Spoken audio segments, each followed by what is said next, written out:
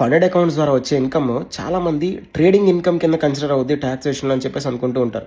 కానీ యాక్చువల్లీ అది తప్పు. నేను రీసెంట్గా ఒక చార్టెడ్ అకౌంటెంట్ని కన్సల్ట్ అయినప్పుడు నాకు తెలిసిన ఇన్ఫర్మేషన్ మీతో షేర్ చేస్తాను. సో ఇక్కడ ఫండెడ్ అకౌంట్స్ కొంటున్న మనం ఎప్పుడు కూడా రియల్ మనీతో అసలు ఎప్పుడు ట్రేడ్ చేయట్లేదు మార్కెట్లో.